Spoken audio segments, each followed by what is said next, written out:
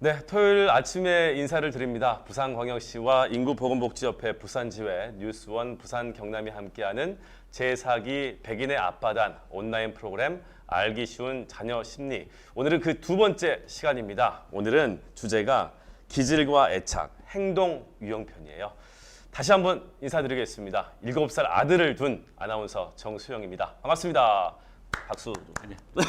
안녕하십니까. 저는 오늘 강의를 맡은 김상엽입니다. 네, 일단 자세히 좀 소개를 해드릴 네. 거고요. 네, 제가 오늘 여기까지 오면서 이 하늘을 보니까 네. 날씨가 정말 좋아요. 네, 그렇죠. 단풍도 참 예쁘게 물들어서 이런 날 애들 데리고 단풍놀이 가면 얼마나 좋을까. 맛있는 것도 먹고. 근데 이 코로나 때문에 그렇게 하질 못하니까 네. 참 안타깝다는 생각이 많이 듭니다.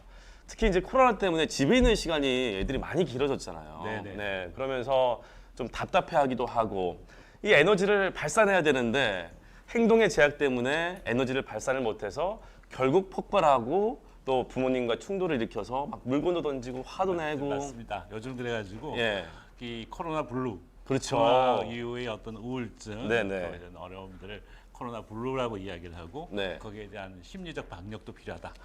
그런 이야기가 많이 나오고 있습니다. 심리적 방역. 참 이런 말도 생소해요. 네. 어찌됐든 이런 아이들의 문제도 문제지만 더 큰 문제는 이런 아이들의 심리 상태, 행동 유형 이런 것들을 부모님들이 잘 알아차리기 쉽지 않다는 점이 아닌가 그렇죠. 싶어요. 같이 있는 시간이 없다가 또 같이 있는 시간이 많으면 네. 그 아이를 알지 않으면 더 많은 어려움을 느낄 수 있습니다. 그렇습니다. 그래서 이제 오늘 강연은 우리 아이들의 심리 상태 어떻게 해서 이런 행동들이 나오는 건지 좀 더 쉽게 좀 알아볼 수 있는 그런 시간을 마련했습니다. 계속해서 이제 저와 함께 이야기를 나눠보고 있는데 제가 첫 번째 강연 때 잠깐 소개를 해드렸죠. 이분은 뭐 벌써부터 이 부산 지역의 이 소아 청소년 정신과를 찾는 엄마들 사이에서는 상당한 또 인기를 모으고 있는 분이세요. 부산대학교 의과대학을 졸업하셨고 삼성 서울병원 소아청소년 정신과 임상 교수를 지내셨습니다. 현재는 온종합병원 정신건강센터에 재직 중에 계시는데요. 오늘은 특별히 또 여러분들과 실시간으로 채팅창을 통해서 소통할 수 있는 기회도 마련을 했습니다. 이따 강의 마치고 나서 저희가 이제 질문을 드릴게요. 평상시에 궁금했던 점들 그리고 강의를 들으시면서 궁금했던 분들 뭐 주저하지 마시고 실시간 채팅창에 올려주시면 저희가 바로바로 또 궁금증을 해결할 수 있는 시간을 좀 마련해 보겠습니다. 네, 다시 한번 우리 김상엽 소장님 모시겠습니다. 네. 박수 한번 주세요. 네, 박수. 박수 보내주고 계시네. 그 1차 강연 때 네네. 김민철 원장님이 그런 말씀을 하셨어요. 이쪽 분야, 소아정신과 분야의 대가님이시라고. 감사합니다. 네, 그러시면서 훨씬 더 유익한 시간이 될 거라고 말씀을 하시고 네. 가셨거든요. 그 어머님들 사이에서 인기가 많다고 들었는데 네. 인기의 비결이 뭡니까? 그러니까 가장 힘들어하는 부분을 가장 잘 해결해 주는 게 네. 비결이 아닌가 그러 싶습니다. 저는 첫 인상이요. 네. 체구가 워낙 좋으시니까 거의 뭐 백두혈통의 그런 느낌을 받았는데 네. 대화하면서 네. 너무 섬세하시고 부드러우시고 깜짝 놀랐습니다. 아마도 이런 반전 매력 때문에 어머님들이 더 좋아하시지 않나. 감사합니다. 알겠습니다. 오늘 기분 괜찮으시죠? 네. 야, 그러면 오늘 준비 많이 하셨으니까 지금부터 박수로 김상엽 소장님의 강의 시작해 보겠습니다. 네, 그렇습니다. 네. 제가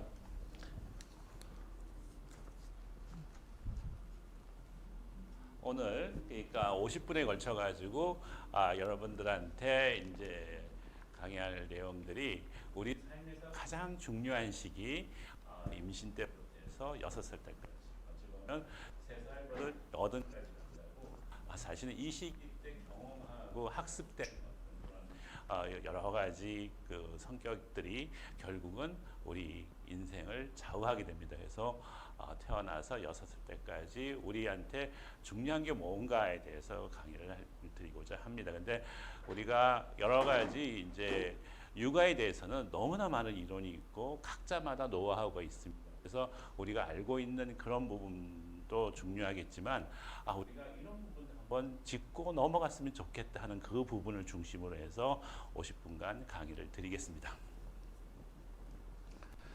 우리가 상당히 이제 태어나서 이제 노인이 될 때까지 상당히 오랜 기간을 우리가 삶을 살게 됩니다. 방금도 이야기했다시피 우리가 태어나서 어찌 보면 상당히 6살 때까지, 그러니까 학년 정기까지 요 기간이 사실은 그 나머지 삶을 우리가 좌우한다라고 할 수 있습니다. 그래서 이 부분에 대해서 이제 살펴보는데요. 우리가 엄마 뱃속의 생활 이 부분에 대해서 사실은 우리가 1970년 전만 해도 아이는 백지 상태에서 태어나고 환경이 어떻게 그려지느냐에 따라 가지고 아이 인생이 결정된다고 했습니다. 그래서 아이의 모든 문제가 있으면 엄마 탓을 했죠.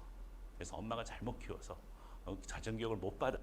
그래서 70년대 이전에 아이의 많은 문제들은 사실 부모가 상당히 많이 비난을 받았던 게 있습니다. 그런데 70년대 이후에 많은 어떤 우리가 의학이 발전하면서부터 아이도 뭔가 나름대로 개성을 갖고 학습을 한다는 것들이 나왔습니다. 그래서 사실 우리가 오래 전부터 태교라는 것들을 우리가 이야기를 했었죠. 근데 이 태교가 사실은 중요하다는 것들이 사실 밝혀진 거죠. 그 이후에 아이의 많은 부분들은 타고난 아이의 그 기질, 타고난 그런 부분과 환경이 어떻게 엮여가는가에 따라서 아이의 삶이 결정된다 하는 것들이 밝혀지고 있습니다. 그래서 아이의 어떤 그런 타고난 여러 가지 상황을, 기질을 이해하는 것들이 상당히 중요하게 된 겁니다.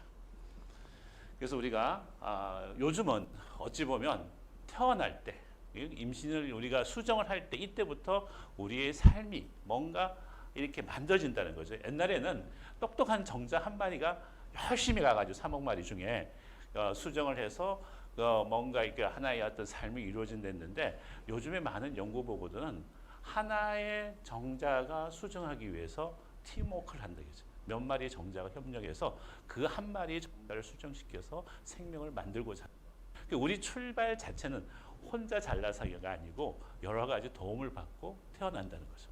이 부분은 우리가 앞으로의 삶에 있어서 우리가 살아가는 데서 다른 여러 이웃을, 주변에를 같이 어울려서 살아가야 된다는 그걸 의미하는 발견 같습니다. 그래서 이렇게 우리가 많은 도움을 받고 태어난 생명체들이 엄마 뱃속에서 자라는데 보면 벌써 한 3개월 정도 되면 우리가 뭔가 이렇게 움직임이 있습니다. 그러니까 엄지손가락, 머리를 움직일 수도 있고 입을 벌릴 수가 있고 눈꺼풀을 건드리면 눈을 가늘게 뜨고 이거 뭔가 이렇게 반응이 이제 벌써 3개월 때 시작되는 거죠.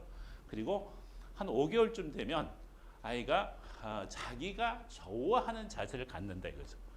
이 말은 뭔가 아이가 나름대로 감정을 갖고 있다 이거죠. 태아도.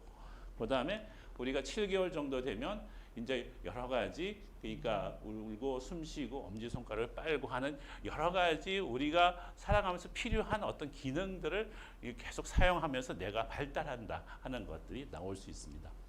그리고 이제 태어나게 되는 거죠. 그러니까 우리는 백지 상태에서 태어나는 게 아니고 엄마 뱃속에서 우리가 오감 모든 것들 촉각, 시각, 후각, 청각, 미각 이러한 부분들을 이렇게 학습돼서 태어난다. 각자의 개성을 갖고 태어난다. 그래서 미각도 뭔가 임신 중에 엄마의 어떤 여러 가지 식생활이 어떤 아이의 평생의 미각을 결정한다. 이렇게 하는 거죠. 그리고 후각도 그렇고요. 이런 것들이 결국은 엄마 뱃속에서 모든 어떤 과정을 태어날 때 필요한 모든 그 기본적인 과정을 다 경험해서 태어난다는 거죠. 준비돼서 태어난 거예요. 그래서 우리가 어른들, 우리가 지금 우리 성인, 내와 같은 경우에 우리가 1000억 개의 뇌세포가 있다라고 이야기를 하고 있거든요. 그래서 근데 임신 기간에는 2000억 개의 뇌세포가 만들어지는 거죠. 그리고 이 과정, 아까 이야기한 여러 가지 감각을 우리가 쓰면서 가장 똑똑한 1000억 개의 그런 어떤 뇌세포를 갖고 태어나요. 우리 삶은 이런 식으로 딱 준비돼서 태어나는 거죠. 그게 우리 성인 내에 어떤 30%의 어떤 그걸 다 갖고 태어나는 거죠, 우리가. 그래서 이 30%의 그 뇌를 그러니까 갖고 태어나서 나머지 70%가 환경에서 만들어지는 거죠. 근데 사실은 이 30%가 잘 만들어져야지만 우리가 나머지 70%가 상당한 어떤 역할을 하게 되는 거죠. 인간의 발달의 특징인 거죠. 그러니까 태어나기 전도 중요하고 태어나고 나서도 중요하다 이거죠. 여기서 보면 우리가 지혜 같은 경우에는 태어났을 때의 뇌가 성인 뇌하고 똑같아요. 그러니까 지는 학습이 필요 없다 이제. 태어날 때 그 모든 프로그램 된 거 가지고 살아나는 거죠. 근데 이런 것들이 상당히 고도로 이제 이렇게 만들어진 거죠. 그래서 지진이 일어나기 전에 3일 전에 지들이 피하더라. 근데 이게 우리 인간처럼 뭔가 프로그램을 만들어서 지진을 예측하고 달나라 가고 뭔가 이렇게 화성을 가고 이런 건 안 된다 이거죠. 단지 그 상황에서 시작과 끝인데 인간만은 아니다 이거죠. 원숭이 같은 경우는 90% 만들어지고 10%가 학습에 의해서 된다. 그러니까 원숭이 같은 어떤 동물의 세계 같은 거 보면은 뭐 도구를 만들고 뭐 그런 것들이 나오잖아요. 근데 그게 10%밖에 안 돼요. 근데 인간은 70%를 환경의 학습에 의해서 만들어진다. 그래서 이렇게 우리가 태어날 때 30%와 태어나고 나서의 70%가 중요한데 가장 그 중요한 시기가 있는 거죠. 그래서 내가 서너 개의 어떤 그 똑똑한 뇌세포를 갖고 우리가 그게 90% 이상 발달하는 시기가 만 6살 때까지. 그러니까 우리가 초기 초등학교 입학할 때까지 이 기간 동안의 경험이 상당히 중요하다. 그 다음에 우리 뇌가 발전하는 그 중요한 시기가 청소년기죠. 이 청소년 시기에 나머지 한 9%가 완성이 돼요. 99%가. 그래서 우리가 성인들처럼 청소년들은 고등학생들은 생각해야 되고 판단해야 되고 자기 나름대로 주장을 할 수 있는 거죠. 근데 1%는 언제 완성이 되느냐? 이게 40대에 완성이 됩니다. 우리가 40에 철든다는 이유가 그거죠. 그러니까 그 1%는 내 마음대로 안 된다는 것들을 깨달는 시기인 거죠. 그 1%가 40대 완성. 이게 40대면 사람이 철드는 거죠. 그래서 이 뇌의 발달과 우리의 삶이 어찌 보면 긴밀하게 연결되어 있는 거죠. 그래서 이런 발달에 맞게끔 우리가 환경에서 적절한 학습이 경험이 이루어진다면 아이는 풍성한 삶을 살게 되는 거죠. 그리고 이렇게 아이가 이제 그 똑똑한 뇌세포 1000억 개를 갖고 태어나서 이제 처음 이제 자기가 이제 걷기 시작하고 나름대로 뭔가 신체적인 여러 가지를 할 수 있는 독립할 수 있는 시기까지를 우리가 영학이라고 그러죠. 그래서 돌 때부터 돌 반 정도 시기.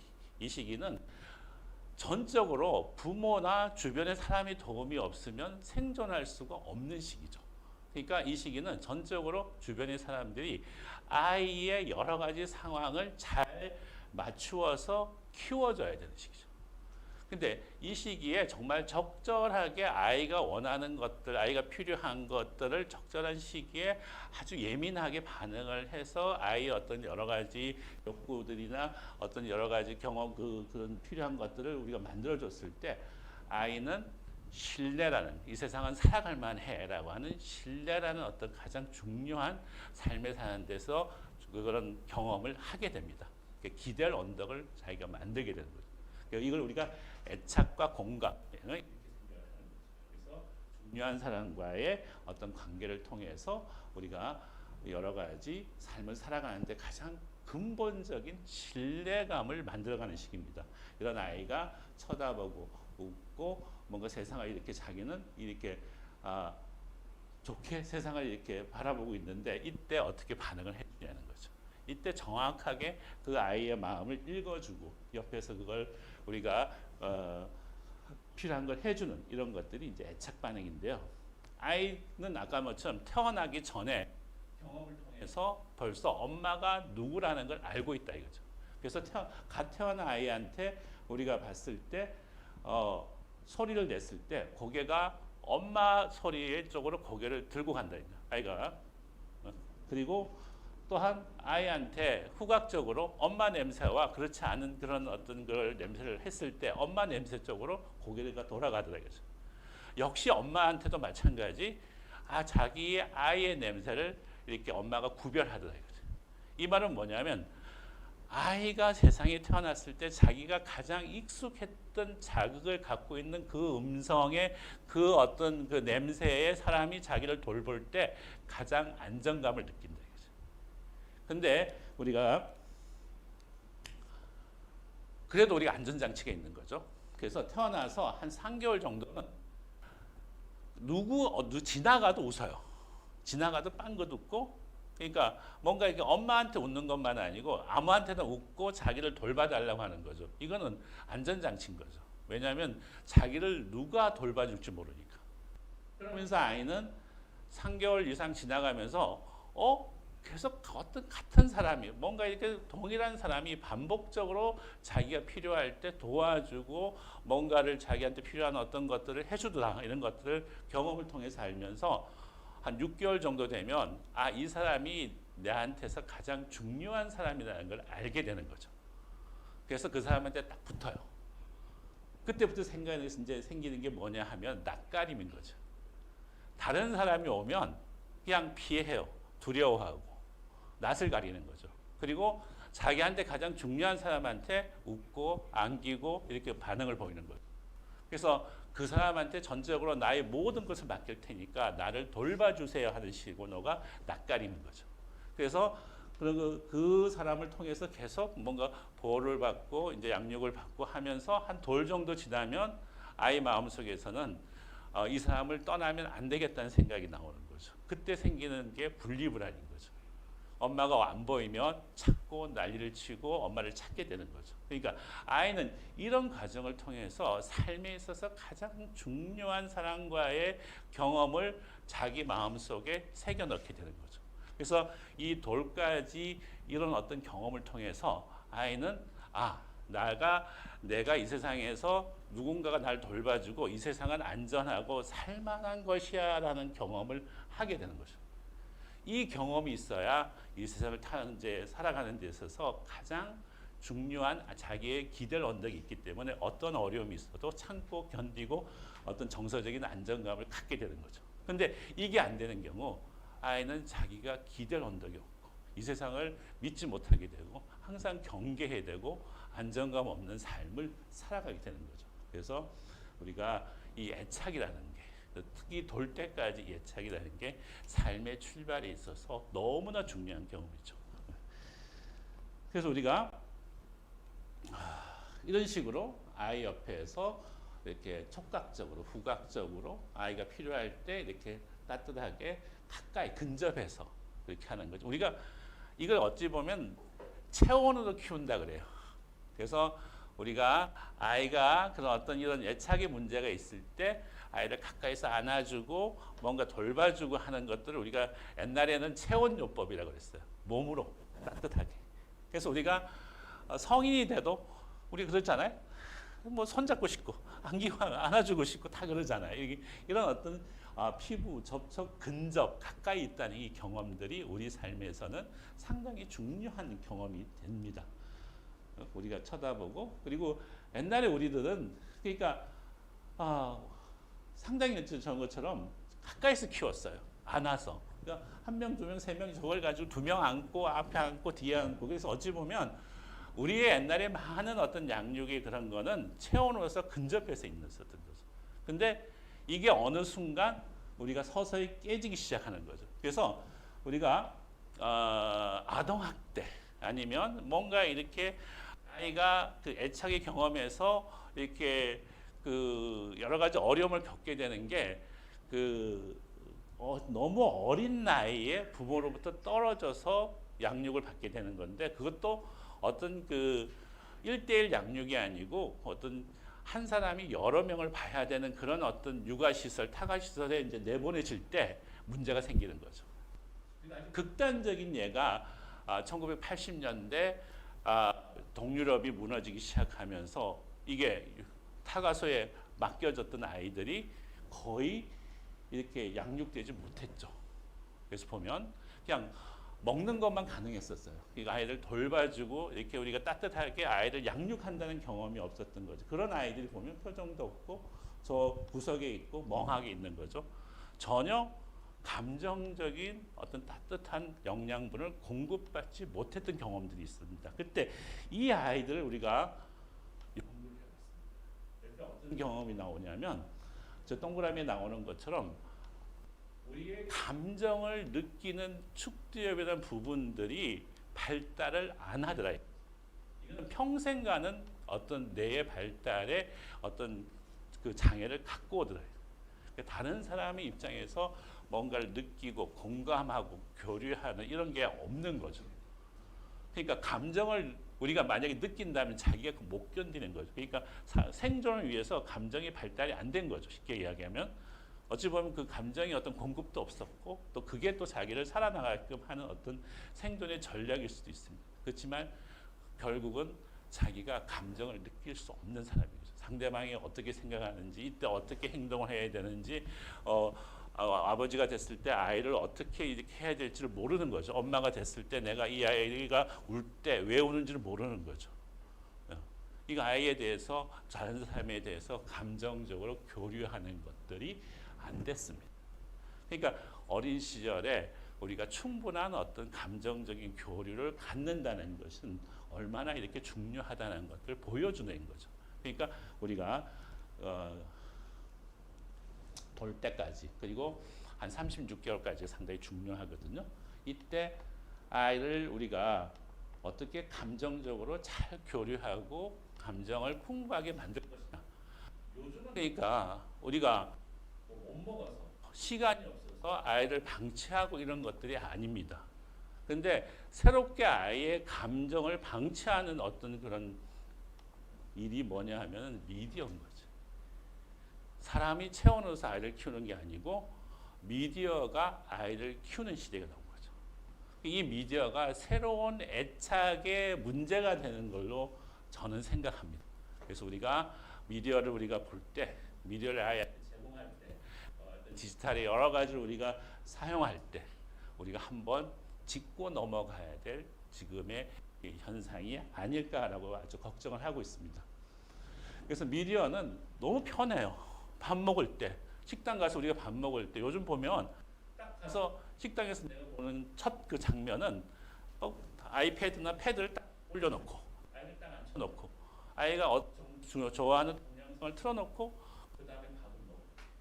근데 너무 편한 거죠. 옛날 같으면 돌아다니고 만지고 뭐 엎지르고 하는데 그런 게 없어요. 너무 편하고 정말 우아하게 식사를 할 수 있습니다. 근데 이게 과연 아이한테 어떤 영향을 미칠 것인가를 우리가 한번 생각해 보세요. 우리가 편해서 화장실도 그렇고 비모가 피곤할 때 양육을 대신하고 그리고 많은 선전들이 우리가 이렇게 하는 것이 이 시대에 살아남기 위한 가장 좋은 것이다 하고 이런 어떤 여러 가지 첨단 여러 가지 전자 이런 어떤 그 방식을 선전하죠. 그래서 이런 것들 안 하면 우리 아이는 뒤처질 것이다 하는 생각에 우리가 이런 미디어를 많이 사용하는 거죠. 그런데 우리가 너무나 많은 이야기가 있죠. 내가 본 케이스죠. 26개월짜리 남자애고 요즘은 엄마 아빠가 맞벌이가 많으니까요. 요즘은 그래도 좀 낫죠. 전에는 출산하고 3개월, 100일 휴가죠. 그것도 못 받는 데가 있고 어떤 엄마는 내 3주 만에 나와서 일을 했어요 라고 하는 그런 엄마가 있을 정도로 너무 힘들어요 사실은. 그래서 맞벌이 부부고 그리고 뭔가 이렇게 다른 사람들한테 맡길 수 있는 그런 것들이 없었어요. 친정도 시가도 멀리 떨어져 있고. 그래서 아이는 출산하고 그걸 이제 이웃집 할머니한테 맡긴 거죠. 근데 할머니는 아이를 키워는 주는데 하루 종일 그러니까 TV를 보거나 영상을 보여주는 거예요. 왜냐하면 그걸 보여주면 아이가 조용하니까. 그렇게 아이를 키운 거죠. 근데 아이가 돌 지나고 두 돌이 가까웠는데도 눈을 쳐다보지 않고 사람한테 뭔가 이렇게 접근해서 안기는 것도 없고 그냥 혼자서 놀고 언어도 발달이 안 돼서 온 거죠. 혹시 자폐증이 아닌가? 그래서 이야기를 들어보니까 이거는 타고난 자폐증이 아니고 아이한테 충분한 어떤 언어적인, 어떤 신체적인 여러 가지 이런 자극이 없는 상황에서 아이가 방치되어 있는 거죠. 아이를 먹일 수 있어요. 근데 아이하고 놀아주지 않았다. 그래서 우리가 유사자폐라고 얘기하는 그런 상태가 된 거죠. 그래서 이거는 안 됩니다. 아이를 어떻게든지 우리가 가까이에서 이렇게 체온으로 우리가 사실 키워야 됩니다. 그래서 엄마가 휴직을 하고 아이를 6개월 동안 정말 애를 써서 키웠어요. 다시 아이가 눈을 맞추고 웃고 접근하고 말이 시작이 된 거죠. 이런 경우가 사실은 임상에서 많이 보이는 거죠. 그러면 이런 어떤 여러 가지 상황들이 많죠. 우리가 어디 가서 기다리거나 뭐 내가 전화할 때거나 식사할 때나 아까 말한 것처럼 일단 가장 편한 게 뭐예요? 그러니까 핸드폰 준. 그럼 아이는 너무 조용하고 잘 있단 말이죠. 그럼 과연 이게 아이한테 도움이 될 거냐 이거지. 그래서 그거는 아이가 어떤 상황에서 이 상황에서 내가 뭘 해야 되는지를 파악하고 기다리고 만족을 지연하는 이런 자기 조절력을 배울 수 있는 기회를 없애버려요. 그러니까 즉각적인 만족만 필요한 거죠. 내가 기다린다는 걸 경험하지 못해요. 그래서 여러 가지 이제 그런 그러니까 자기 조절하는 그런 기회를 학습할 수 있는 기회를 놓치게 되고 또 여러 가지 상황에 대해서 아이가 내가 힘들어 울고 떼쓰고 했을 때 그 감정을 이해해 주는 게 아니고 그냥 단순히 그냥 순간적인 그 마취제처럼 마약처럼 나를 그냥 가만히 달래는 것만 한다 이거죠. 나의 감정이 이해받지 못하고 내가 감정을 표현했을 때 그 반응이 없으니까 소통하지 못한다 이거죠. 그리고 나서 여러 가지 이제 그런 것들이 반복됐을 때 아이는 감정을 표현하고 주고받는 공감 능력이 발달되지 않는 거죠. 그리고 중요한 사람과의 관계에서 이 사람이 중요하다는 느낌을 못 받고 자라는 거죠. 그리고 감정적으로 뭔가 풍부하고 뭔가 이렇게 긍정적인 감정이 없는 거죠.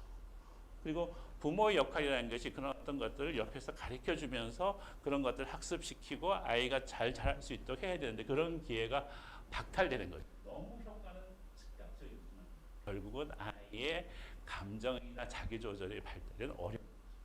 사실은 아이들은 이 나이 때 한 3살, 4살 때 아이들은 우리가 기계를 이제 달아놓고 하루에 얼마 정도 움직이는 걸 봤어요. 10km 가까이 움직인대요.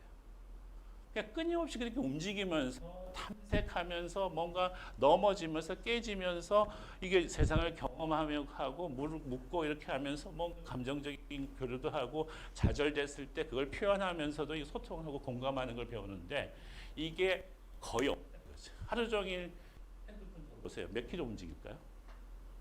안 움직일 거예요. 그럼 그런 아이들이 하루 이틀 3일 4일 이렇게 지속이 되면 어떻게 될까 이거죠. 그래서 상당히 힘들죠. 그래서 결국은 여러 가지 뇌에 영향을 미친다 이거죠. 그래서 아이가 여러 가지 이제 발달해야 되는 부분들이 뇌의 발달 중에서 전두엽이 발달하지 않는다 이거죠. 그래서 감정을 느끼고 자기를 조절하고 상황을 판단하고 상황에 적절하게 하는 것들이 안 된다 이거죠. 그래서 우리가 봤을 때 우리가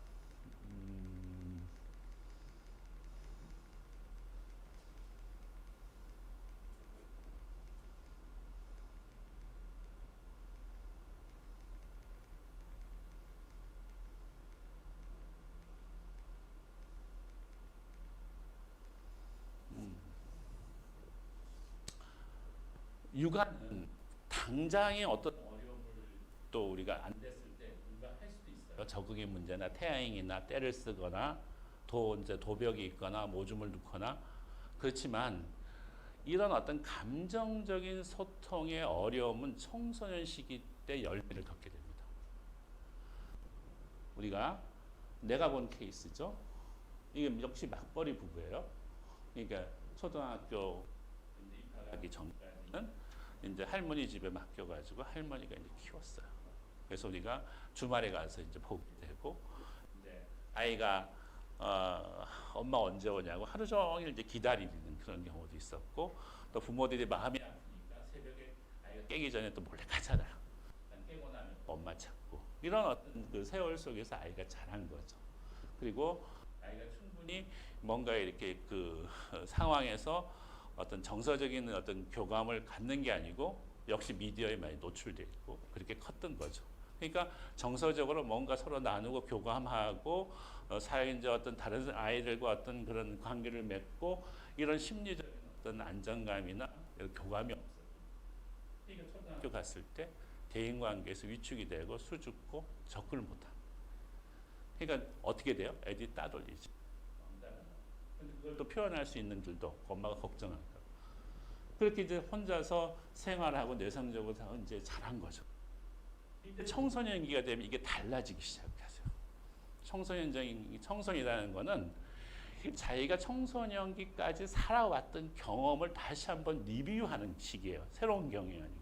이때까지 내가 초등학교까지 살아왔으면 이때까지 살아왔을 때 내한테 부족했던 것이 무엇인가를 그러니까 우리가 생각했고 그걸 가지고 우리가 다시 그걸 교정하려고 하는 시기가 청소년기예요.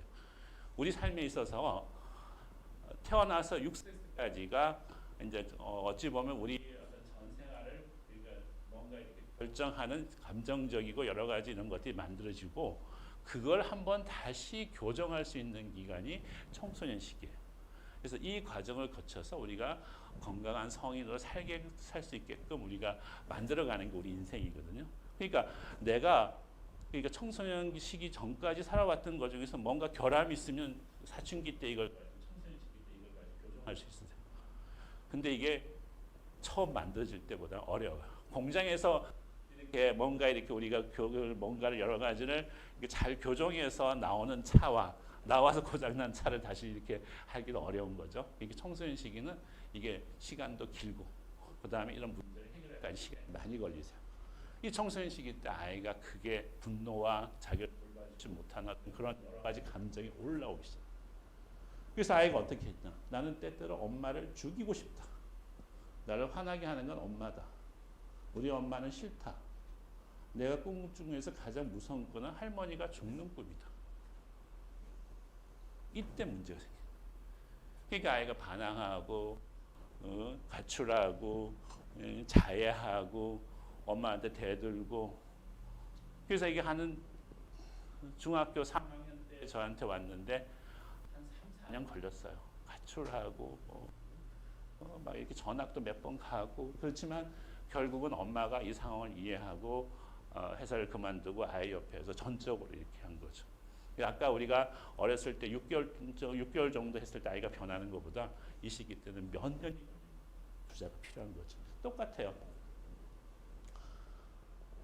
뭔가 이렇게 간섭이 많고 일방적이고 그러니까 아이의 입장에서 그러니까 뭔가를 이렇게 교육을 하고 이제 그런 게 양육을 하는 게 아니고 일방적으로 아이의 어떤 것들은 전혀 그러니까 고려하지 않고 계획을 일어나서 잘 때까지 교육을 돌 이후부터 계속 이 아빠는 했어요. 교수니까. 그러니까 아이는 자기의 자율권이 하나도 없고 감정적인 어떤 교류가 없었던 경우죠. 그래서 이제 이 아이가 고등학교 올라가면서 자기가 중학교 때부터 사춘기 시작되면서 난 공부하기 싫어.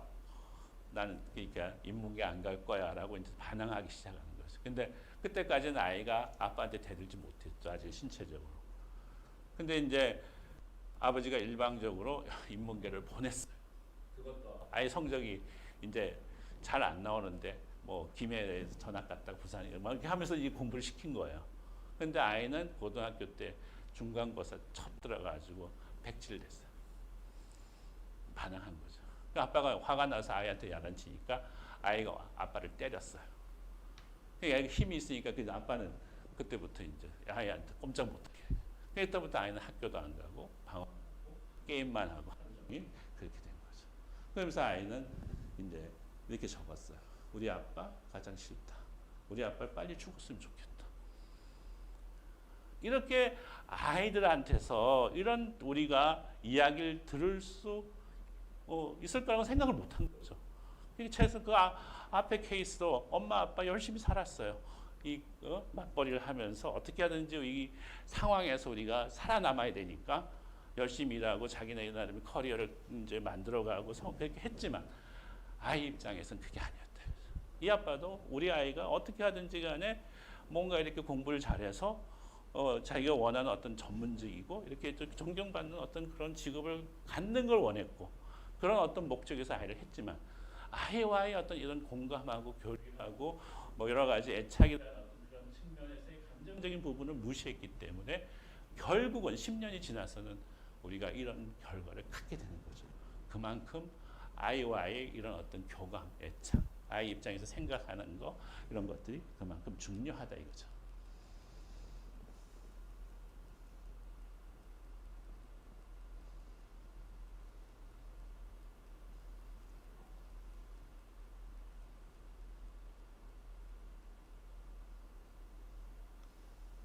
그래서 우리가 아이가 이렇게 어떤 정서적인 어떤 측면에서 안정감을 못 느끼고 신뢰감을 못 느꼈을 때 우리가 행동 패턴을 샤워실의 바보라 그래요.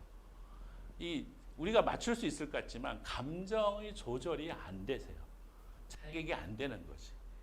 찬물과 뜨거운 물, 이 감정의 어떤 그걸 이렇게 안정적으로 그 상황에 맞추는 것들이 청소년 시기 때 안 된다 해서 우리가 샤워실의 바보라고 이제 감정적으로 표현한 이런 상태를 우리가 맞게 되는 겁니다. 그래서 아이들이 컸을 때 정말 우리가 우울하고 무력하고, 그러니까 학교에 요즘 가보면 수업 안 하는 애들이 너무 많아요. 자는 애들이 많아요. 부모님들은 공부 많이 한다고 생각하지만 보면 자는 애들이 내 생각에는 3분의 1 상태세요. 무력해요. 무가치하고 절망하고, 그리고 욱해요. 요즘 애들 분노, 그냥 지나가다가 째려만 봐도 그냥 싸워요. 이런 거죠. 그리고 만성적으로 불안하고 외롭고 지루하고 공허하고, 그 다음에 여러 가지 우리가 멍하고 내가 내 아닌 것 같고, 어떨 때는 뭔가 이 세상에서 내가 동떨어지는 느낌 같은 이런 여러 가지 것들 하죠. 그래서 여러 가지 술, 담배 이런 것들에 대해서 우리가 빠지게 되고, 그리고 자극적인 게 많이 찾아요. 자극적인 게 많은 게 이게 성적인 시기예요. 그래서 아까 N번방에 나왔었지만 N번방에 많은 아이들이 어찌 보면 그런 여러 가지 정서적인 어려움을 겪고 있는 경우가 많아요.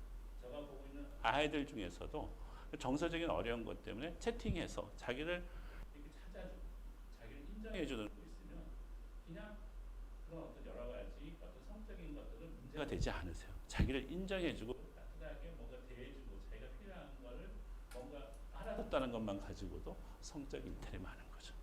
자해 엄청 많아졌어요. 우리. 그 다음에 여러 가지 자살 시도, 어떤 여러 충동적이죠. 그리고 외로움을 견디지 못하고 뭔가 이렇게 혼자 있는 걸 못 견디세요. 그러니까 항상 핸드폰이 있어야 돼요.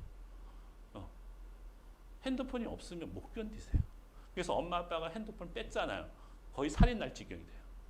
그 정도로 이 핸드폰이 자기 삶에서 누군가를 연결해주는 유일한 통로, 어떤 생명성과 같기 때문에 이 핸드폰을 찾고 있어요. 그러니까 SNS나 이런 데 빠지게 돼요. 그 다음에 아주 여러 가지 의존하고 뭔가 요구가 많고 이런 어떤 여러 가지 이런 정서적인 어려움을 사춘기 때 겪게 되는 거죠. 그래서 우리가 자해 엄청나게 최근에 많이 늘어났어요. 우리 한국 다른 나라에 비해서 너무 많아진 거죠.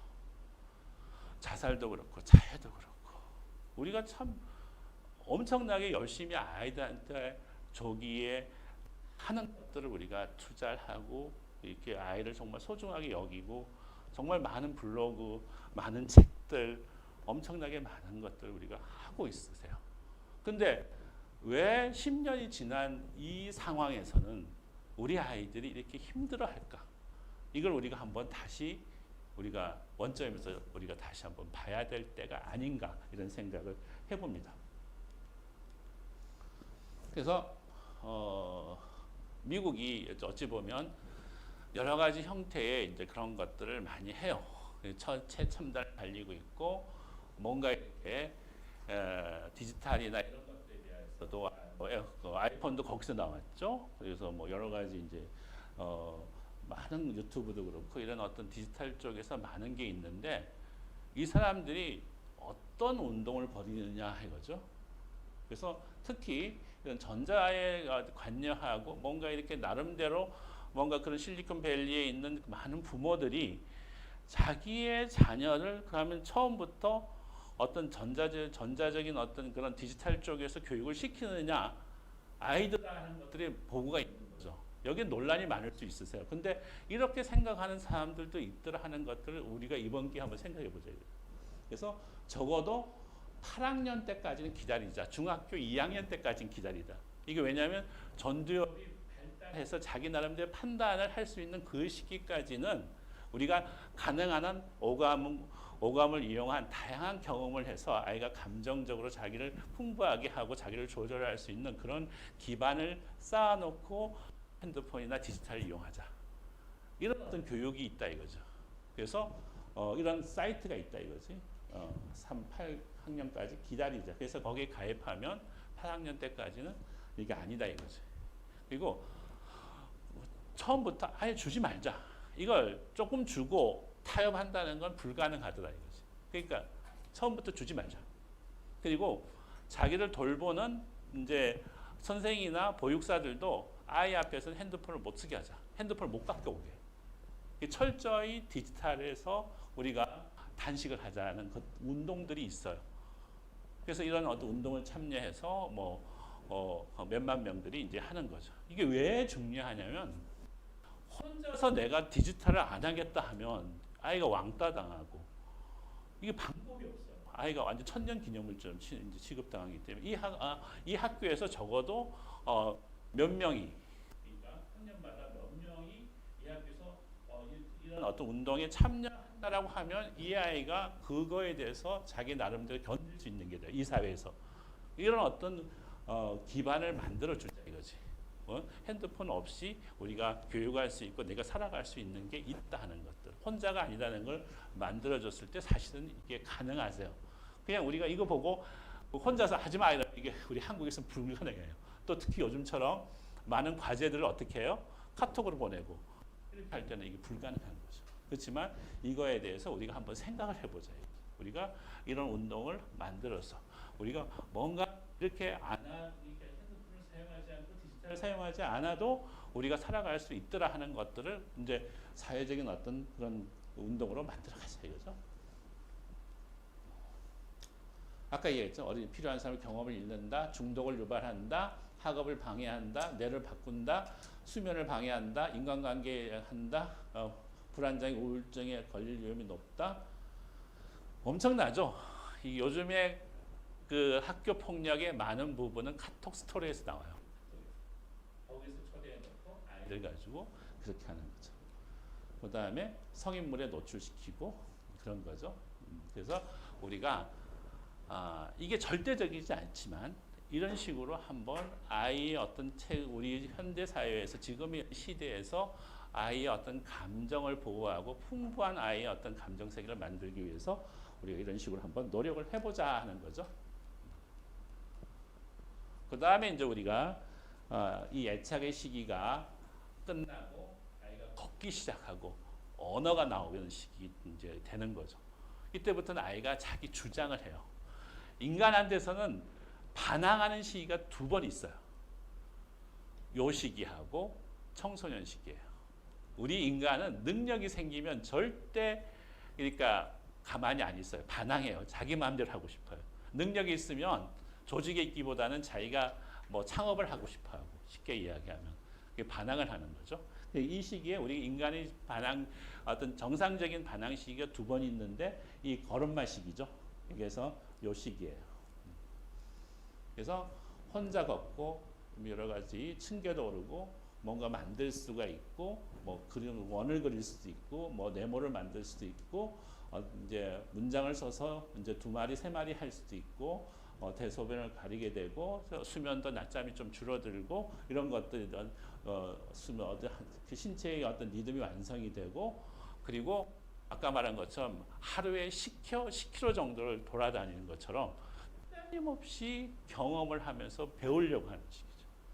그래서 우리가 너무 힘들다 해서 무엇든지 반대하고 그 다음에 공격적이 돼서 부모를 힘들게 하죠. 그러니까 육아에서 부모들이 가장 많이 질문하는 시기가 이 시기예요. 왜냐하면 아이 능력은 발달했고 자기 능력을 이렇게 보이려고 자기 나름대로 나도 내다는 것들 보이는 시기이기 때문에 그리고 또 하나는 뭐예요?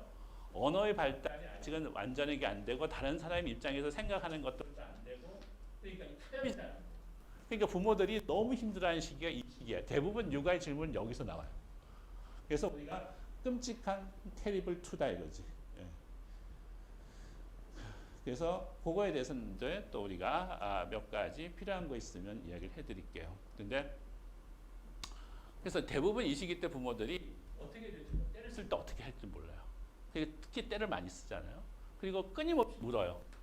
뭐 엄마가 전화하고 있으면 엄마 뭐해? 누구야? 야 저리 가 저리 가. 그냥 가만히 있지 않아요. 이때 어떻게 우리가 해야 되느냐? 이런 질문들이 많이 올라왔어요. 그래서 내가 이제 조금 이거 질문 시간에 이 질문을 요약해서 그거에 대해서 이야기를 드릴게요. 근데 대부분 이 시기 때 이야기세요. 그 다음에 우리가 이 시기를 이제 지나서 이제 뭔가 자기 나름대로 뭔가 경험을 하고 자기 나름대로 뭔가 이렇게 생각이 좀 만들어지고 그 다음에서 언어도 발달하면서 이제 유치원에 들어가죠 대부분. 그래서 이때 유치원 때 시기는 언어가 발달하고 생각이 많아지면서 이 상상이 넓어져요. 상상이 뭔가 이렇게 지식적인 게 많아지는 시기세요. 그래서 지능의 발달로 가까운 장래를 예상할 수 있는 능력이 생긴다. 그러니까 뭔가 결과를 생각할 수 있다. 이 말은 타협이 된다는 말이에요. 그러니까 요 시기는 키우기가 좀 쉬우세요. 현실 상황에 따라서 자신의 본능적 욕구를 만족시키는 것을 얼만큼 지연시키고 참을 수 있다 이거죠. 안 돼! 그럼 좀 기다려요. 이 전 시기는 어때요? 떼쓰고 들어놓고 난리가 나죠. 던지고 울고불고. 그러니까 요 시기 어찌 보면 여러분들이 육아를 할 때 많은 어려움들은 요 시기까지 버티는 생존 게임이에요. 왜냐하면 이 시기 때는 타협이 돼요. 이야기를 하면 듣고 그리고 다른 사람의 입장에서 좀 이렇게 뭔가를 생각할 수 있는 능력이 이제 초등학교 입학 전에 좀 많이 생기세요.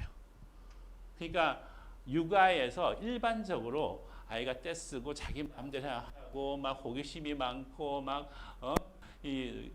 안 된다 그러고 뭐 이렇게 내가 할 거야라고 하는 그런 반항들은 어찌 보면 요 시기 전까지예요. 그래서 요 시기 있으면 타협되고 뭔가 이야기하면 듣고 많이 그래요. 근데 이게 안 되는 거는 아이한테 뭔가 문제가 있는 거죠.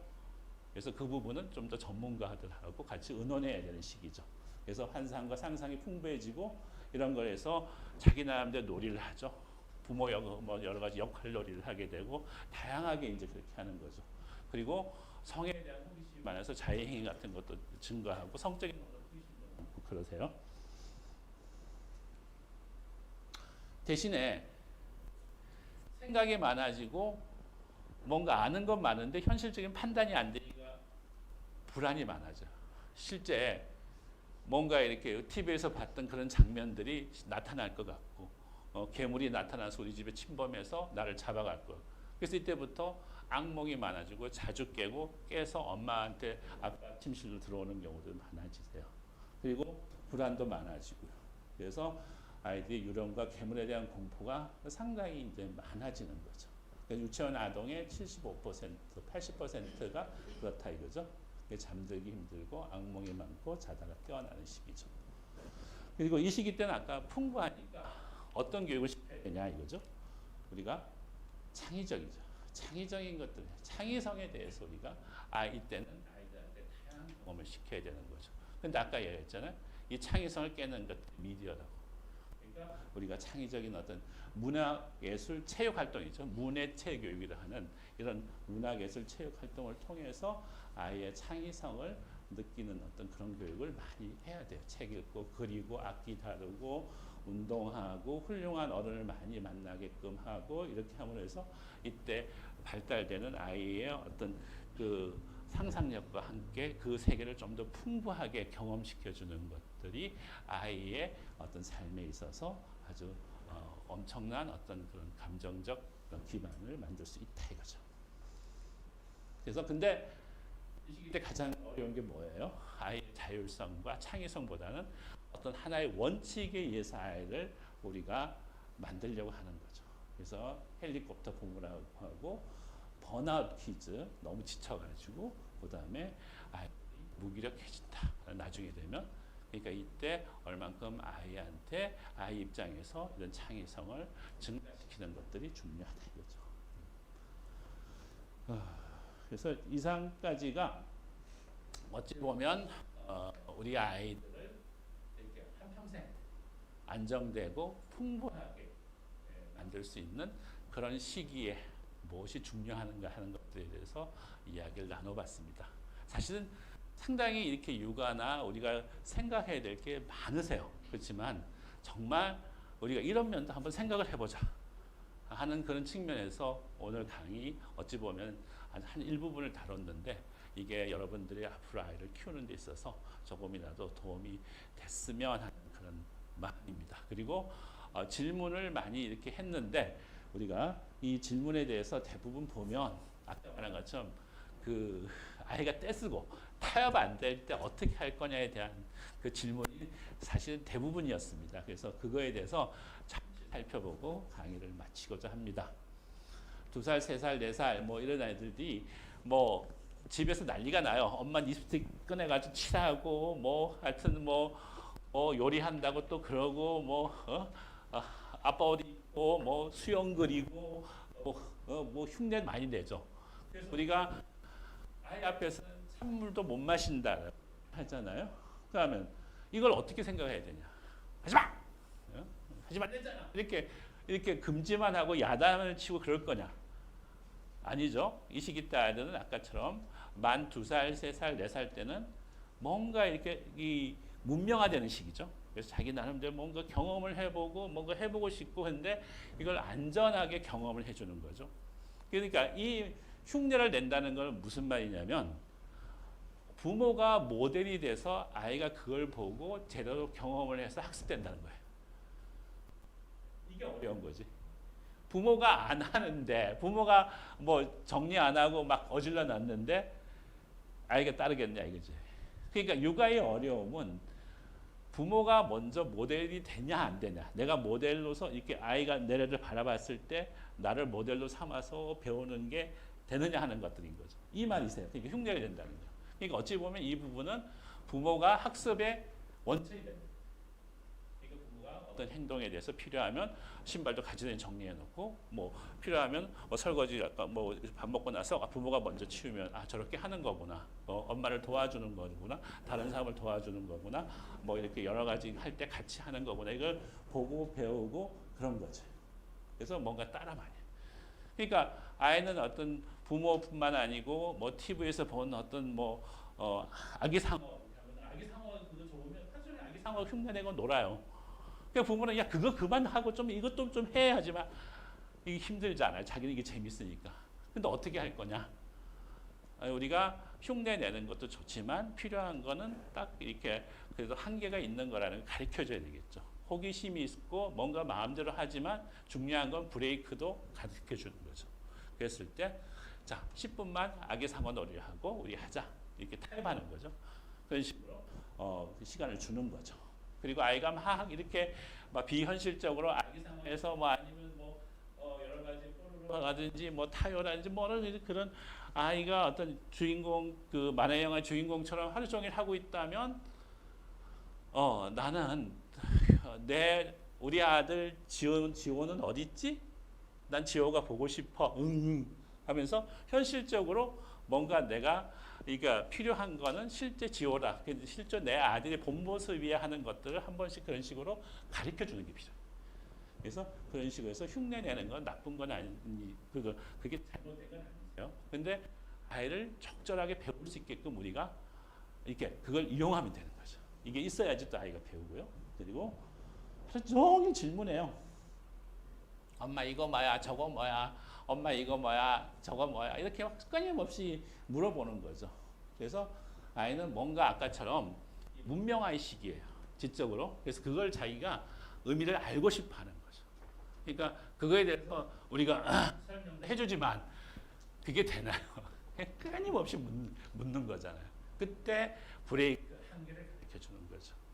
그래서 우리가 어떨 때는 이렇게 무시할 수도 있고 어떤 시간을 정해서 묻게끔 하고 어떨 때는 그런 것들에 대해서 자 그런 거 우리가 알기 위해서 오늘은 쉽게 하면 도서관에 가보자 아니면 이 박물관에 가보자 이런 식으로 우리가 대체를 해서 활동을 다르게 이제 바뀔 수도 있으세요. 그래서 또 전화 걸 때 그러잖아요. 전화 걸 때 내가 이렇게 막 전화했는데 엄마 이렇게 하잖아요. 그랬을 때 저쪽 가있어 야 전화 받고 해줄게 이렇게 하는 것보단 아이를 안고 보면서 전화를 한번 해주자 이거지. 반응을 하자 이거죠. 그러니까 아이들을 보면서 그러니까 무시를 하는 것들도 하는 것도 있지만 어떨 때는 아이가 하는 거에 대해서 그러니까 쉽게 이야기하면 자기 혼자 내버려 두지 말라는 거잖아요. 그랬을 때 우리가 두 마리 토끼를 잡는 거예요. 전화하고 쳐다보면서 이렇게 깜빡하면서 이제 해주는 그런 어떤 아이가 니를 버린 게 아니고 니하고 그러니까 뭔가 그 연결돼 있는데 엄마 이거 좀 일이 있어라는 두 마리 토끼를 잡는 그런 것들이 필요한 거죠. 갑자기 깜깜한 것도 싫어하고 익숙한 것만 가지려고 그래요. 옷도 새 옷 좋은 거 사줬는데 그것만 입겠다 그래. 인형도 옛날 그 다 하는 것들 그런 것만 가질 아이들이 당연하죠. 새로운 거에 대한 두려움이 있으니까. 그러니까 이것도 그러면 이 옷은 이틀 입고 이 옷은 또 하루 입고 보자. 이렇게 타협을 하는 거죠. 그래서 아이가 뭔가 이렇게 낯설고 새롭고 이런 것들을 우리가 경험할 수 있는데 그걸 인정을 해주는 거죠. 그냥 새 것만 해, 이것만 해 시키는 대로 하는 게 아니고 아이한테 선택권을 주는 거고 그 다음에 어떤 불안이 있고 어려운 그러니까 새로운 곳에 되게 깜깜한 곳에 이런 데 갈 때는 아이가 두렵죠. 왜냐하면 익숙한 게 안 보이면 아이는 이제 두려움이 되는 거거든요. 버려지는 느낌. 그래서 아이들이 잘 때 불안을 많이 느껴요. 잘 때. 왜냐하면 익숙한 시기로부터 자기가 벗어나는 거잖아요. 자기 의지와 상관없이 잠이 오면서 뭔가 어느 세계로 자기가 끌려가는데 이게 낯선 곳이에요. 그러니까 아이가 잠을 잘 때 어떻게 해요? 엄마 등 긁어주세요. 엄마 머리카락 만지고 엄마 팔찌 만지고 막 그러면서 자요. 이거는 그러니까 뭔가 자기가 미지의 세계, 껌껌한데 경험하지 않는 세계로 가는 불안을 달래기 위한 거죠. 그러니까 그런데 우리가 할 때는 우리가 달래주는 거, 손잡고 간다든지. 자, 엄마 손잡고 한번 갔다 오자. 이렇게 누가 옆에 있다는 거. 그러면서 아이가 새로운 것, 껌껌한데 미지의 세계를 경험할 수 있는 그런 그 학습을 하는 거죠.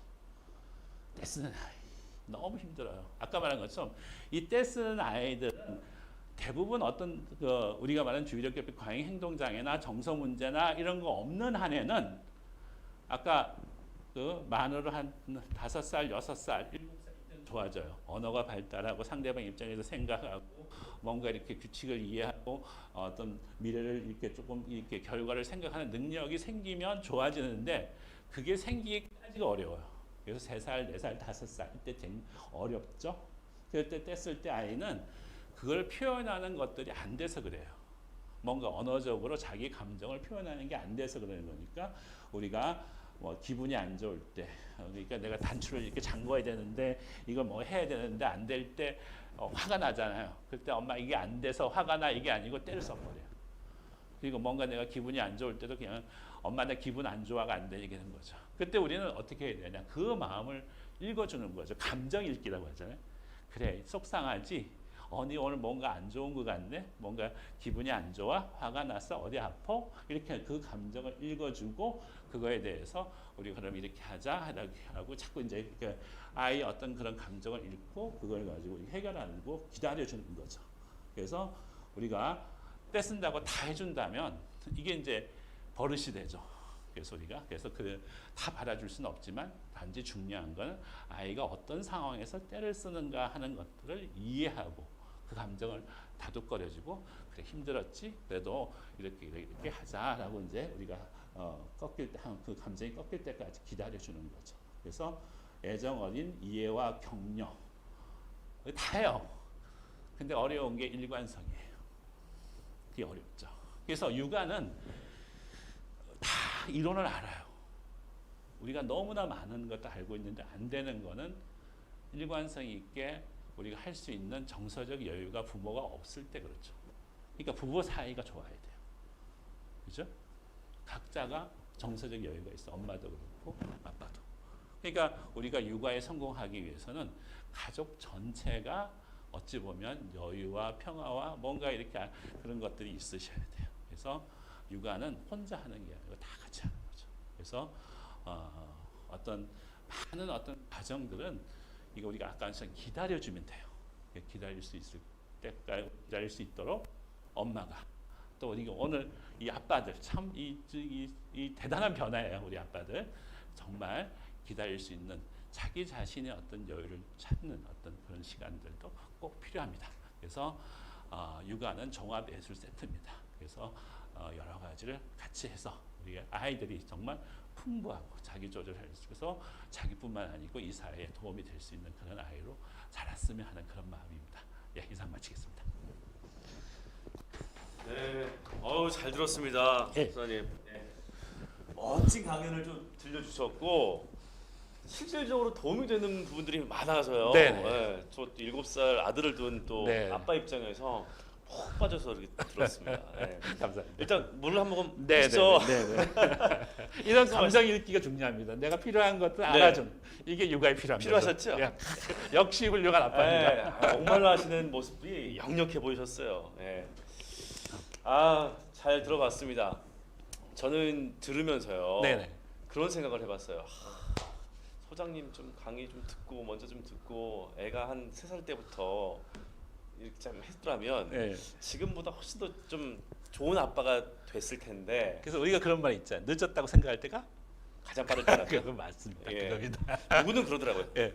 늦었다고 생각할 때가 가장 늦을 때다. 뭐 이런 생각도 하는데 예, 그러면서 한 번 또 좀 반성을 하게 네, 되고 네. 무엇보다도 제가 또 아빠가 되기 전에 부모가 되기 전에 제 인생을 처음부터 끝까지 지금까지 네, 좀 다시 한번 좀 성찰해 볼 수 있는 또 시간도 돼서 맞습니다. 참 고마운 시간이었습니다. 네, 네. 예. 아이들 키우면서 부모가 성숙해요. 부모의 완성은 아이를 키워봐야 완성이 됩니다. 그게 철든 나잖아요. 그러니까요.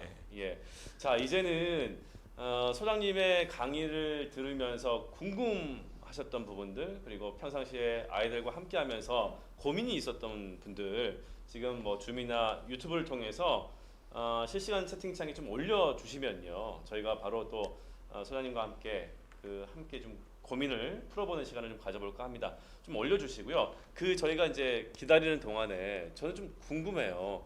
뭐 앞서 이제 강의하시면서 상담하셨던 여러 케이스들을 잠깐 소개를 해주셨잖아요.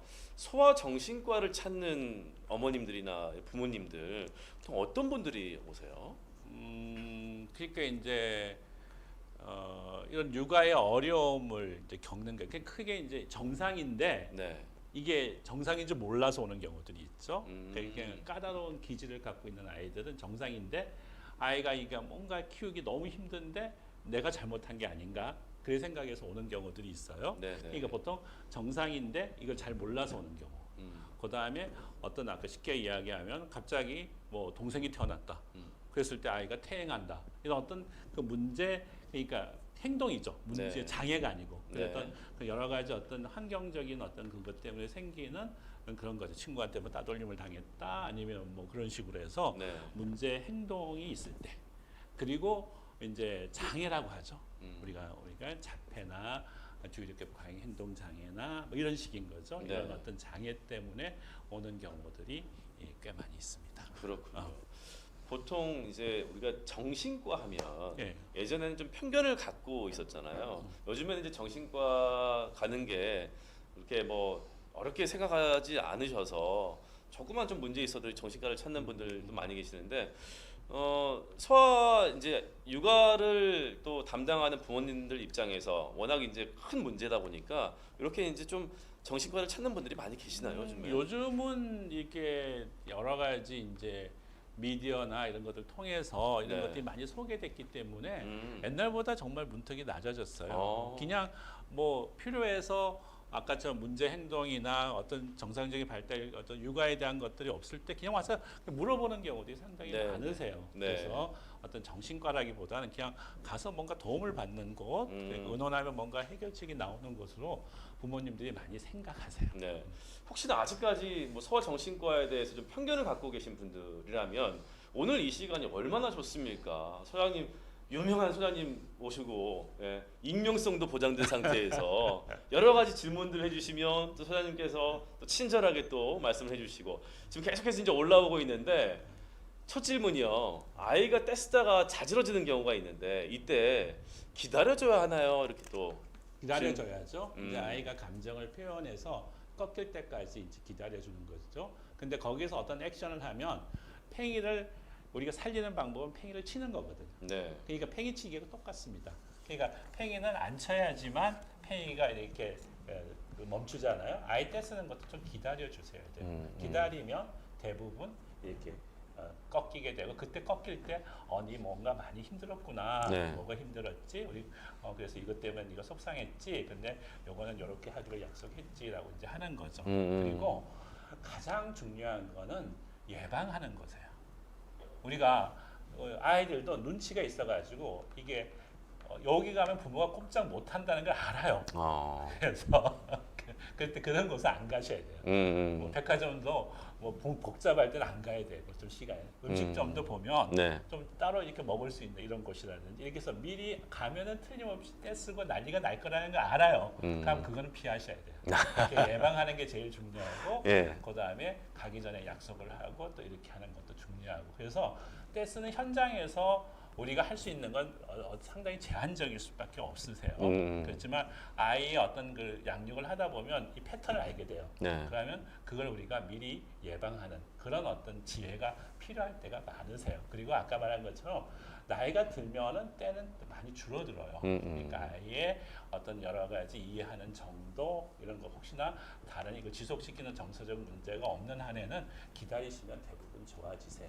저 갑자기 드는 생각이 있는데 앞서 미디어에 네. 대한 병폐 이런 말씀하셨잖아요.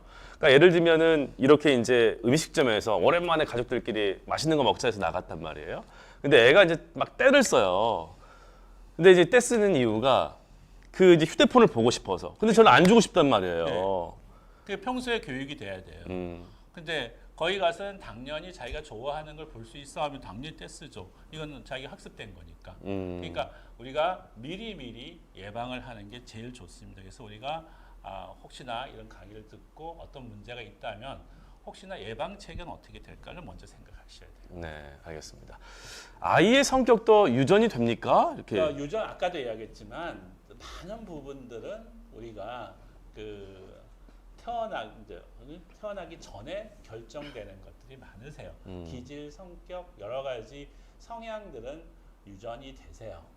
근데 우리가 그 아이의 마지막 완성본은 태어난 기질과 환경과의 어떤 합입니다. 네. 그러니까 그 아이가 아무리 뭔가 어려움이 있더라도 환경적으로 그걸 잘 맞춰줬을 때 우리가 원하는 완성된 아이의 성격이 되는 거죠. 네. 그래서 아주 힘든 아이들이라도 우리가 거기에 맞춰서 잘 양육을 한다면 그런 거죠. 그래서 우리가 기질 중에서 진짜 어려운 기질이 있어요. 우리가 정말 떼쓰고 뭐 언제 뭐 그게 울어도 그냥 우는 게 아니라 락 울어요. 그리고 네. 이 밥 먹는 주기도 언제 배고플지 몰라요. 그리고 잠도 많이 깨고 그래서 어떤 엄마는 저한테 와서 이래요. 내가 이 애를 키울 때 등을 땅 방바닥에 대본 적이 없어요. 애를 안고 잤대요. 네네. 선생님, 이 안고 자는 걸 경험해 봤어요? 이렇게 한다니까. 그 정도로 힘든 애들이 있어요. 근데 그런 애들도 잘 키우면 이게 뭔가 이렇게 우리가 영화에 나오죠. 네. 야생마, 말 안 듣는 야생마를 가장 말 안 듣는 야생마를 왜 우리가 조련하죠. 조련해가지고 네. 정말 훌륭한 말이 되잖아요. 다른 네, 네. 사람이 그런 아이가 되는 경우들이 많으세요. 그러니까 어려운 아이를 잘 키우면 정말 훌륭한 아이가 될 수 있는 경우가 많이 있습니다. 노력하셔야 되겠네요. 네. 좋은 환경도 만들어줘야 되고, 그러니까요. 네네. 일관성 필요하고, 일관성. 네, 필요하고요. 다음 질문이요. 우리 어릴 때는 체벌이 너무 당연했는데 요즘은 많이 좀 조심스럽습니다. 때려서라도 가르쳐야 될까요? 요즘은 때리면 바로 경찰에 신고합니다. 네, 네. 유치원 아이들도 바로 경찰에 신고해요. 교육에 대해서. 근데 매는 우리한테는 참 이 매력적인 거세요. 진짜 매는. 왜냐하면 이거만큼 강력한 어떤 수단이 없어요.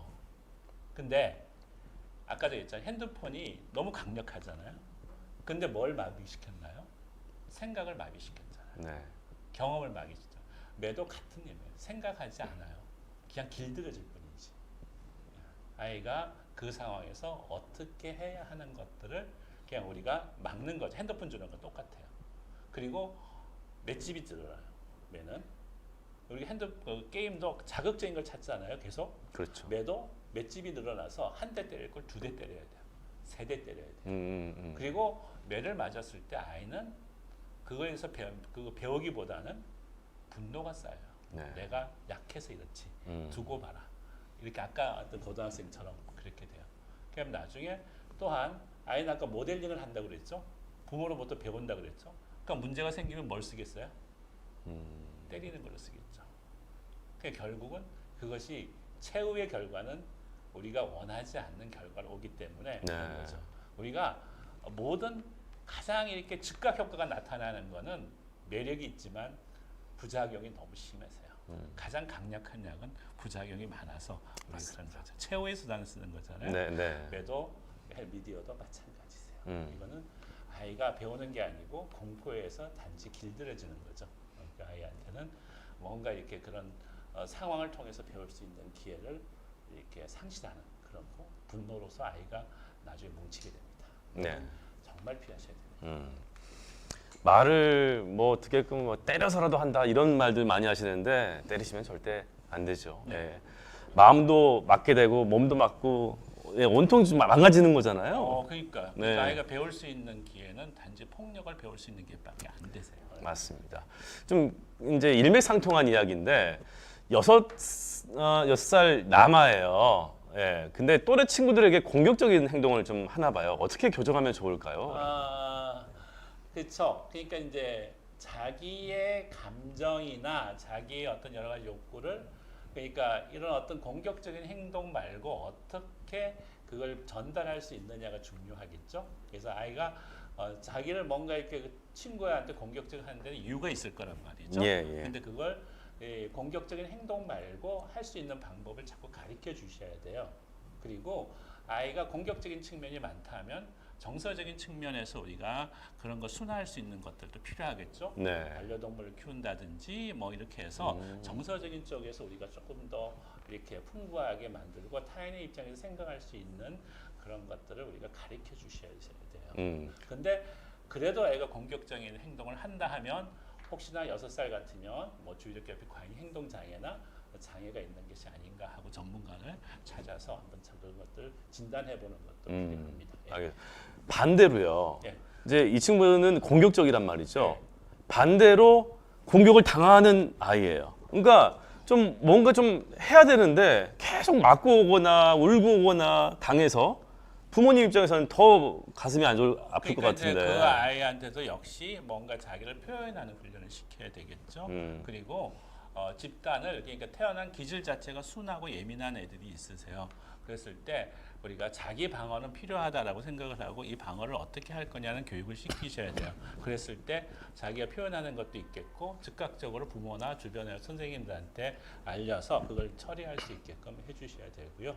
그 다음에 어떻게 하면 자기 방어를 해줄 수 있느냐 하는 것도 필요하고 아이에 맞는 친구 또래를 만들어주는 것도 중요하세요. 네. 그래서 아이가 꼭 저런 아이들만 있는 게 아니고 자기와 같은 그런 성격적인 아이들도 많이 있고 그렇게 이제 자기가 나눌 수 있는 친구도 있다는 경험을 시켜주는 것도 중요하세요. 네.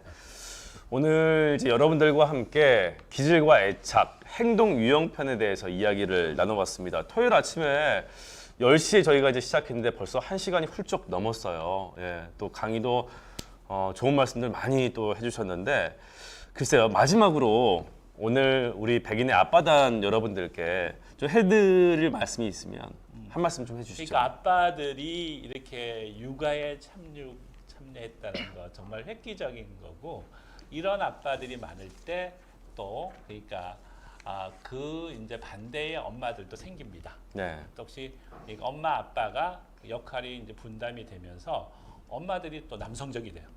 쉽게 이야기하면 네. 그래서 엄마들이 또 적극적으로 뭔가 또 육아를 하게 되세요. 그래서 어찌 보면 이렇게 조화를 이루는 그런 가정이 되세요. 서로 그러니까 딱 고정되기보다는 다양하게 아이가 배울 수 있는 그런 기회를 아빠들이 만들어 주는 거예요. 네, 그래서 네. 이 아빠들이 이렇게 적극적일 때 옛날에는 그러니까 엄마는 좀 이렇게 좀 소극적이고 좀 보살펴주고 이렇게 그렇게 됐잖아요. 근데 이게 역할이 아빠들이 또 이렇게 엄마처럼 이렇게 아이를 이렇게 많이 양육하면 엄마들이 적극적으로 뭔가를 해줘요. 그래서 또 이렇게 새로운 어떤 역할을 아이들이 배우게 되죠. 네네. 여자아이들 같으면 또 뭐 그런 것들을 배우지 못했던 그런 엄마의 적극성 같은 걸 배워서 나중에 사회활동하는 데도 상당히 도움이 되세요. 그래서 아빠들이 이런 어떤 변화 정말 제가 감동을 많이 받았습니다. 네. 요즘에 뭐 독박 육아 이런 말들 많이 나오잖아요. 그렇죠. 예, 그거는 이제 아니에요. 그래서 띠. 둘이 같이 만들었기 때문에 둘이 네. 같이 키워야 되고 고정된 게 없습니다. 고정되지 않고 이렇게 유연하게 키운다는 건 아이한테도 뭔가 성 역할이라든지 여러 가지 살아가면서 유연성을 가리킬 수 있는 아주 중요한 어떤 경험이기 때문에 네. 아빠들의 육아 참여 정말 대단한 일입니다. 네, 알겠습니다. 오늘 좋은 말씀해주신 김상엽 소장님께 저희 박수 한번 드릴까요? 네. 아유, 오늘 말씀 잘 들었습니다. 감사합니다. 예. 네, 아유, 벌써 마칠 시간이 다 됐습니다.